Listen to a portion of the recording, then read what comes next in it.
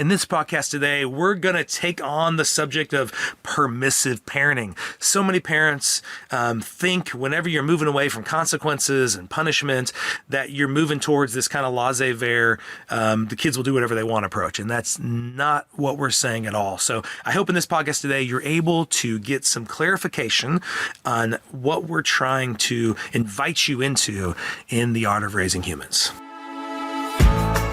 Welcome to the Art of Raising Humans. Hello, and welcome to episode 30 of the Art of Raising Humans. I'm Kyle. And I'm Sara. And today we are going to tackle the topic of permissive parenting. Just really thought this was an important topic to discuss because a few episodes ago, Sara, we spent a lot of time talking about consequences and trying to re-see that differently. Mm-hmm. We've also spent a whole podcast talking about fear and punishment and kind of moving away from that. But the problem that people run into is people tend to, and I want to do a whole separate podcast about this too, but they tend to get into dichotomous thinking, meaning they just see two paths. So either I'm being this authoritarian parent who is, having these high expectations on the kids and then punishing them when they don't meet them, or we're just doing this laissez-faire approach where we just completely take our hands off and just the kids do whatever they want, and they move into what they would see as more of a permissive approach. Okay. And so I really wanted to spend this podcast just clarifying how we see permissive parenting and how it's not what we would ever want parents to do, because it's not helpful either. I kind of think of permissive parenting. I think it's an easy place to fall into if you're you think, okay, I'm not going to make them do things. I'm not going to punish them and consequence them into doing things. So if I ask my kid to empty the dishwasher and then they say no, then what do I do? Exactly. And I'm just going to empty the dishwasher. Yeah. Or they don't clean their room, so I'm going to clean their room. Such a great point. Or, I think it's because then we're kind of left with, okay, we lost these tools. Yeah. And so I think this is what I'm supposed to do now. And then eventually they're going to empty the dishwasher, right? Where we can be left in this confusing spot. And I think it's easy to slip into the permissive. You know what I love about that example? I love that example because so many parents come in with that example of the dishwasher, okay? So used to be when they were being authoritarian is kid said they weren't going to do it or the kid didn't get it done. I told the kid to have it done by this time. Kid didn't have it done. So now the kid's going to lose his screen time, or now the kid's can't go. Whatever, the kid's grounded until the kid does it, right? So we've talked a lot about that. Even if the kid does that, the kid didn't really choose to. The kid did choose, but in the kid's mind, the kid didn't choose to do it. The kid did it because you threatened them. Okay, but then I like what you said. Lots of parents, when they're trying to move away from that, then they just do it. Okay. Now, what I want to clarify is the difference between permissive parent and neglectful parenting, okay? Yes. So permissive parenting is then possibly you doing that. So maybe over and over again, I say to them, hey, let's do the dishes, and the kid throws a fit. I don't want to do it. So the parent, fine, okay, I'll do it. So then the parent does it for them. Okay. Mm-hmm. So the parent is asking them to do something, but the parent is then just doing it themselves. Okay.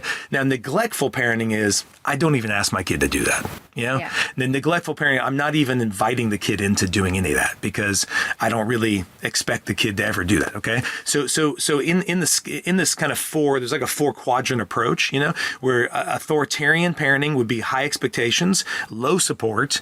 Permissive parenting would be high support, lower expectations. Okay. So maybe I do have the expectation kind of that I think my kid should be able to do the dishes, but then when they say no, I don't want to yell at them. And so I guess I'll just do it. I don't want them to get upset. Maybe they started throwing a tantrum as soon as they started trying to do it because it was too hard. And instead of coming alongside them, I just did it for them. Right. Yeah. I kind of see it as a rescuing. We were talking about that. Yeah. Kind of a rescuing them from their discomfort, from the emotional outburst or something that might happen. So I'm not going to punish them and consequence them. And then I kind of want to save them from this, big outburst and save myself from it. Exactly. So I'm just going to do it. Exactly. I'll just do it for them. Yeah. And so I like how you said, I want to save them and rescue them from that. But lots of times I want to rescue myself from that because maybe that permissive parent doesn't know how to handle their own upsets, they don't want to see that. And so they're just going to do it to just stop all of that because typically they don't want the conflict either. Yeah, that's what I was thinking. It creates this conflict, and they're not sure what to do with the conflict. So they're just going to do the dishes for them. Yeah. Right? Because if they're not going to do the punishment, maybe that's what they used to do, and they are moving away, or maybe that just is how it was modeled to them. Yeah. My mom just always cleaned my room when I didn't want to clean my room. Yes. So that's what I do for my kids. Yeah. I remember I had a room. What else to do? One of my best friends was my roommate, and he never cleaned up after himself and was very, very frustrating. And finally, when I had an honest heart talk with him, he said that. He said, yeah, I leave the dishes there because eventually my mom would always do those, and I know you probably will too.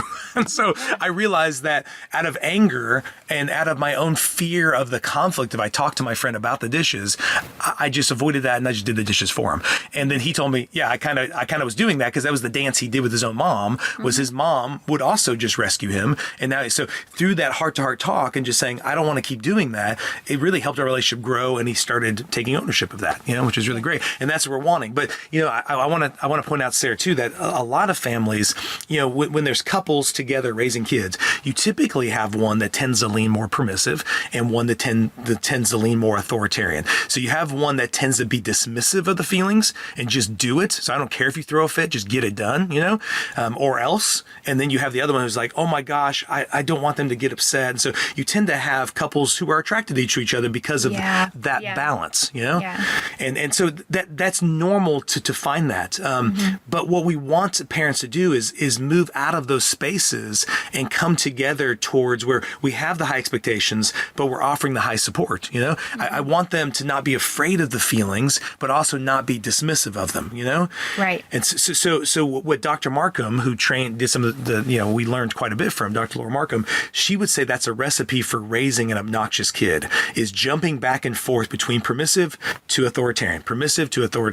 And so you'll see parents who would just be permissive. I'll keep doing the dishes because I don't want the kid to throw a big fit. And then eventually I'm just tired of it. And then I just scream at the kid and say, get the dishes done. And then the kid's like, whoa, and what the kid learns is they kind of have control over how your emotions are. So they can keep pushing the limit until you blow up, and then they'll toe the line and they'll go, okay, I need to be that kid for them, that otherwise they'll get, and then they'll feel bad about it. Typically the parent will feel guilty or feel ashamed of how they blew up, and then they'll go back to being permissive, and then blow up at them, right? And so that's also a recipe for a lot of problems within the home,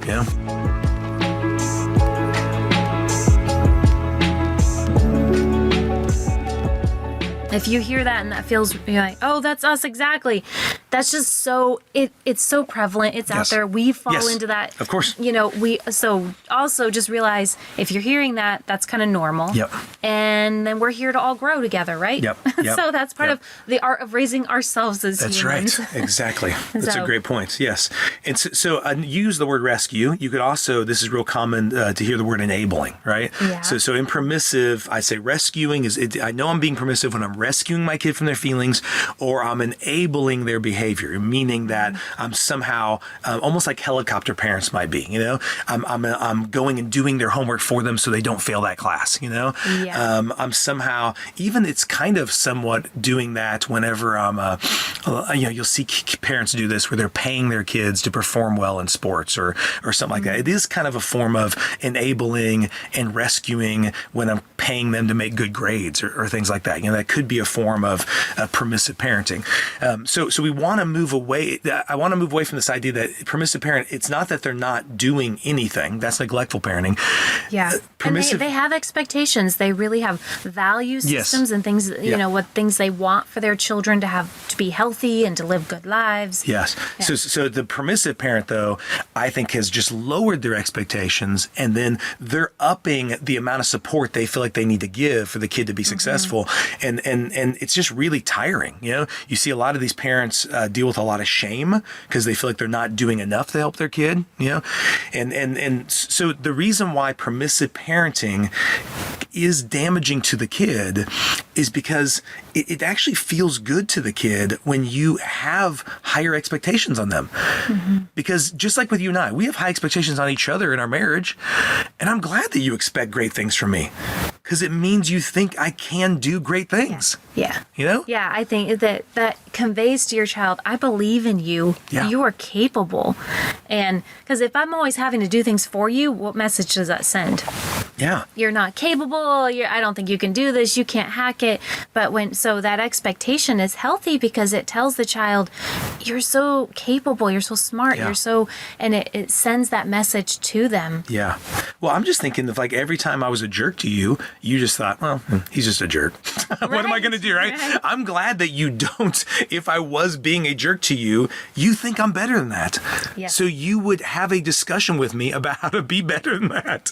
And I appreciate it. It actually makes me feel loved that you would do that, because you don't think that's who I am, And for children, even though it's a hard task to do, but they're capable of it, and then they do that hard thing. Yes. Even if Oh my it's through gosh. blood, Yes. sweat, and tears, they do that hard thing. Yes. Reasonable, age appropriate. Yeah, of course. Then when they get done with it, how do they feel? Yeah. Our kids recently just did something. They had a school thing they had to do. They had to memorize a lot of information, and they had to repeat it to a bunch of people and prove their knowledge. And it was really hard, and it took a lot of time and effort. But the feeling they get when they do that, if I went and recited the information for them, they wouldn't have that good feeling of hard work, accomplishment, and now they know in themselves that they can do it. Yeah. You know what I'm thinking of is this perfect example. If anybody who's listening has ever seen the show called The Middle. So in The Middle, the older kid's name is Axel. And there's this moment where there's something wrong. There's something wrong going on with the kitchen, like the sink needs to be fixed or something like that. So the grandpa and the dad are talking about how to fix that. The dad doesn't have time to do it. So the grandpa says, that's okay, I'll fix it with Axel. And the dad says, good luck. And then he remembers back all these times when he's doing home improvement projects, like he's painting the house, and Axel will like be painting, and then he'll like slip and paint across the window. And the dad will be like, oh my gosh, Axel, you messed up the window, get out of here. And Axel, okay, I guess I'm just not good at that, And there's like 2 or 3 other occasions where he's asked him for help and he messes up intentionally, and the dad's like, oh, he can't do it. So he tells him to leave. So the grandpa says, oh, I think we can do it. So it's funny in the show to watch Axel tries to mess that up too. Like he's moving some stuff. I think they need to move the fridge. He's moving, and he drops some of the food. And, oh, look at me. I'm such a moron. And goes, oh no, we all make mistakes. Yeah, I'll help you with that. Come on, we can get that together. And the grandpa just keeps doing that, keeps coming alongside him rather than getting mad at him and telling him to go away. And eventually Axel fixes the entire thing almost on his own, of course, with grandpa's guidance. And the look on his face when he invites the family in to see what he has done, it's the first time he's actually done it and completed it, because his story was, I'm the kid that gets out of it. I'm the kid that just makes it really difficult and you tell me to go away. I'm the kid that you lower your expectations. You don't believe that. It also makes me think of how many kids I went to school with who when I was getting A's and B's because I wanted to, because I thought I was smart and I thought I was capable of doing it, kids would say, that's stupid, Kyle. I get C's and D's, so then my parents pay me when I get a B. They made everybody lower the expectations, and then they were getting paid, which I wasn't getting paid for A's or B's, but they were then like, if I get an A, dude, I'm getting like $50 for that A, and I get a B. And so they trained their parents to believe they weren't capable of it, and therefore less was expected of them, And I just think for the kid to know you believe that they can do more, it's not that you're just leaving them on an island saying, do it, you can do better than that. Yes. It's saying, I believe you can do it, let me help you. Yeah, and this is, and I want to just put in a little asterisk here. Make sure what you're asking and know your child. There are some children that C is great for them because they have some extra challenges and things going on. Or I'm not going to ask my 4-year-old to empty the dishwasher. Yes. I'm going to have these things be age appropriate. Exactly, yeah. And there are you can even look it up if you're not sure what's age appropriate. You can even Google, what can a 10-year-old do for chores? I think usually you'll find the word chores, but responsibilities in the house. Yeah. And it'll give you a good list, because then okay, I want to make sure I'm not asking too much, but I also want to make sure I'm not asking too little. Yes. I can meet them where they're at developmentally, and then they can get that good feeling, and then that increases as you get older. Yeah. Right? I think I'd like to err on the side of asking too much, in a sense of like asking a lot and shooting for the moon, and then really supporting them, and to where there's no failure there. It's just like you're just trying it out. I'm thinking of like, I like in church one time, we saw there was a guy that we kind of admired who had 3 sons. And I remember before we had kids, we kind of watched because I really liked his relationship he had with his boys.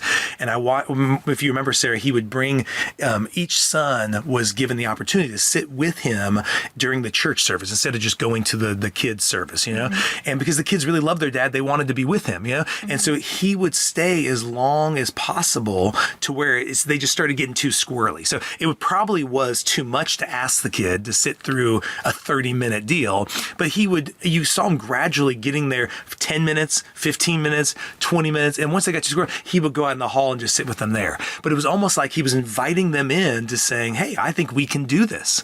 And then once it was like, well, maybe he can't, that's okay. I'll move into a different space to help you, So that's kind of how I've always seen kind of inviting our kids into doing things is as long as we're there to support them, I think it's kind of fun to see because sometimes they might surprise you, Other people might say, well, my kid at that age couldn't do it, but maybe the kid could. Yeah. That's why you need to know your kid. And I love that example because there wasn't you had to go out to the hallway after 15 minutes. It really was wow, we sat there and you did see that skill develop in the child. Yep. They were able to sit longer because they had this sort of non-judgmental support being lent to the child. Yeah, I love that. I believe in you. Yeah. You can do this. Yeah. Okay, you're done now. We've reached your limit. Let's go out there. Next time we can try again. We can do it again. Yeah. So I love that. Yeah. That's a great example of nice support with a good expectation.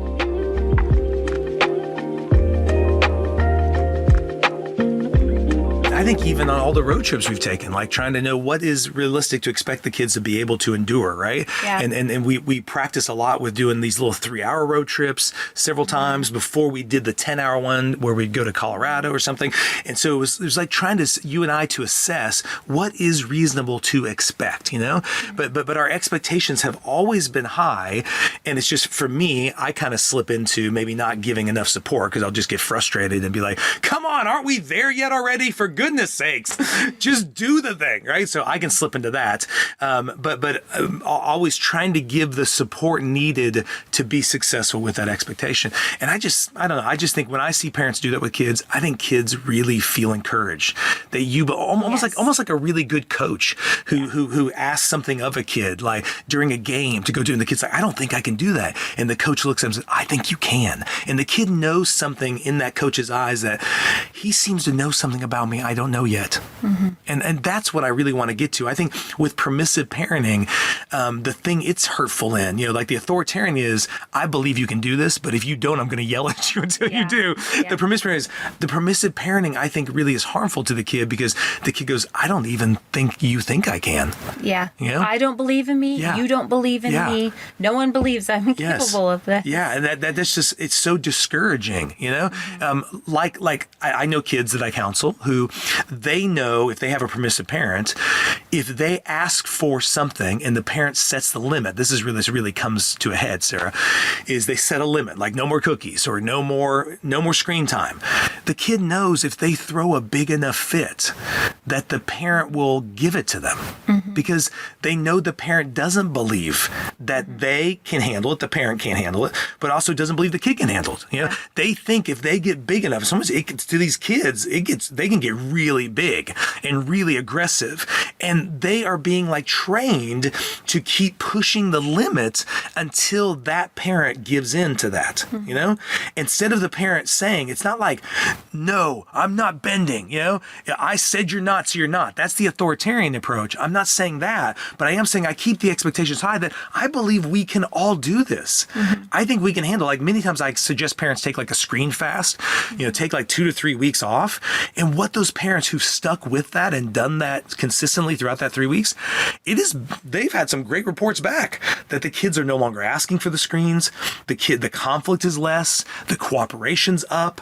They're playing board games where the kids used to be like, no, board games are boring. They're just seeing so much more healthy interactions happening. But a lot of parents don't follow through with it because the kid knows I can push them far enough, and they will believe I can't handle without being without my screens. Yeah. And I think the kid believes that. It's not even a manipulation. Exactly. Yeah. I mean, they could think that in their head. I know if I get big enough, you're going to give in. Yeah.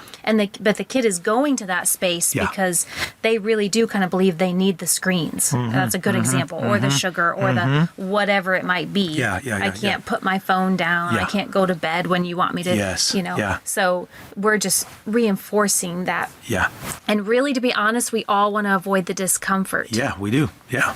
The kid wants to avoid the discomfort of that. Yeah. You want to avoid the discomfort of it. Yep. Instead of trusting that they can handle it. Yeah. We can get through this. It will all be very uncomfortable for a while, but it will pay off in so many ways if we can do this. We can do it too. I believe in me. I believe in my child. I think it starts with the permissive parent. Remember I said I think a lot of parents really have a lot of shame about how they can't do this. I can't handle them. Right? So whereas like with the authoritarian approach, there is some shame there too, but it's much more of a fear thing of like, I'm going to control you with big power domination.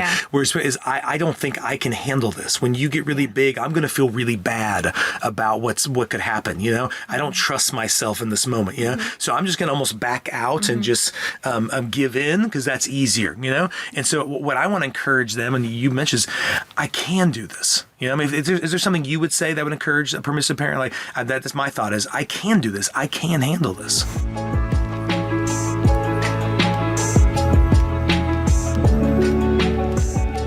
I think some of it is there might be a legitimate need for tools. So realize I don't think I could handle it because I have no idea what to do when they get big. When their emotions get big, I don't know what to do. So we need to own your part and go, okay, I need to get those tools, and I need to do the things I need to do to keep myself regulated if my child isn't regulated. And just realize you can handle this. Yeah. Well, and I hope everyone hears us saying, in this kind of new way of the art of raising humans that we're talking about, that so many different great people are writing books about and teaching about, is it's not an either or. There's not only just two options. Either I control them or they seemingly control me. Those aren't the two options. Those are two options based in unhealthy power dynamics. Either I'm on top of the kid and I'm yelling at the kid and making the kid, or the kid is now controlling my emotions and dictating, what goes on in the home. I want to raise the expectations on myself and my kid. I want to have high expectations that I don't need to scream at my kid to then, invite cooperation to do an activity like washing the dishes or putting down the screens. I think we can do that. I think my kid, when they're done watching a show, can walk up to me and hand it to me and say, "Here you go, Dad. I'm done with that show. Thanks for letting me watch it." I think a kid can do that. Yeah. And so every kid I know you and I work with, I'm inviting them into those expectations. I believe every kid we talk to can do that, and I want to raise the expectation. I think every parent has the capability to be able to regulate themselves first and then invite their kid in that. It's not an either or. You don't only have two options. There is a third option where you have high expectations, but also high support for yourself and support for your child. Yeah. And it's going to be some work moving into that space as work, and it's work we do. You and I have to get back into that space sometimes. We slip out of it and we have to come back to that space. Yeah. And so it's work I'd say you do over and over and over again, but it pays off. It does. Wonderful. It does. And you get to enjoy the fruit of that. Your child gets to enjoy the fruit of that. Yeah. So it may be a discipline and for me, I hope for my children it's more natural. It's sort of unnatural for us, and we're moving into this space. But for them, I hope it's more natural for that next generation. Yeah. And you'll see that just to me, it just piles up, you know, as my children learn these skills and as I get better at it, then we just have such a peaceful home and we have cooperation and we have them building skills that they're going to take into the rest of their life. Yeah. And that's so rewarding for me. And it's so rewarding to see in my children too. They love the reward of that. Yeah, they do. Well, I even, you know, to that point, Sarah, I actually want my kids to have high expectations on me too. Yeah. I don't want my kids to be permissive with me. I want them to hold me to a higher standard. And then lots of times when I'm counseling teenagers, I'll invite them into that. They'll be so mad at their parents and they'll have like this authoritarian way of seeing their parents. Like they have high expectations on their parents, but they're not giving their parents any support. And so then I'll say to them, like, what are the expectations you have on them? You know, and how are you supporting them? You know, because I don't want them also to flip to the other side, which I've seen kids do that, where their parents yell at them a lot, or their parents, you know, and secretly they're sad that their parents don't treat them better, or don't talk to them better, or don't, you know, believe in them more. And I'm like, why don't you tell your parents that? You know, because typically they've bought in this belief that it's better just to be permissive. Like, why? I don't think my parents can handle that conversation. Some of them will say that too. I'll say, can we bring your parent into the conversation? And they'll say, no, I don't think they can handle it. I think they'll just get really mad, or I think they'll start to cry, and they can't handle that conversation. And that breaks my heart that the kid has learned now to be permissive with the parents. So we're trying to model what we want our kids to do with us when they're adults. I want them to have high expectations on us and high support for us so that we can grow together as human beings. You know? Yeah. So I want to end, Sarah, with this quote. There's a guy named Haim Ginott, and I'm taking this quote from a book he wrote. And Haim Ginott was, back in the day, he was real cutting edge back in the 70s and 80s, trying to encourage people to stop spanking and move away from kind of fear-based approaches. And that was really controversial, even more so then. But I love this. I love this quote. He says, "I have come to the frightening conclusion that I am the decisive element. It is my personal approach that creates the climate. It is my daily mood that makes the weather. I possess tremendous power to make life miserable or joyous. I can be a tool of torture or an instrument of inspiration. I can humiliate or humor, hurt or heal. In all situations, it is my response that decides whether a crisis is escalated or de-escalated, and a person is humanized or dehumanized." And this is the key part I want to end on, is if we treat people as they are, we make them worse. If we treat people as they ought to be, we help them become what they are capable of becoming.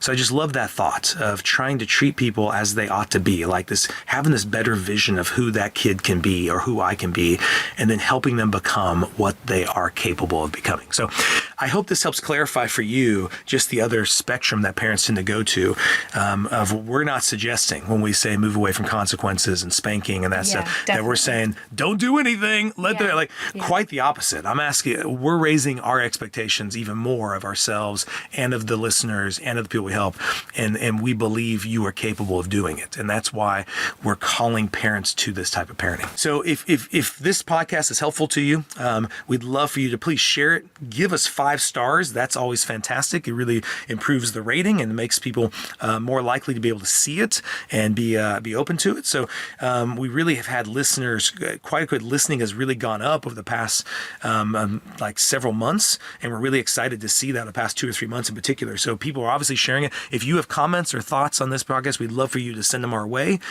You can email us at info@parentinglegacy.com. You can also go to our website, see our content there. There's a lot of different ways to reach us. So I hope this was helpful in clarifying a third path for you to choose in your parenting, and it gives you some idea about how to start taking that journey. And I hope all the other podcasts have been beneficial to you in that way as well. And with summer coming up, I hope you have fantastic plans planned for your family and a lot of ways to really enjoy yourself and your kids. So have a great day. Thanks for listening. The Art of Raising Humans podcast should not be considered or used as counseling, but for educational purposes only.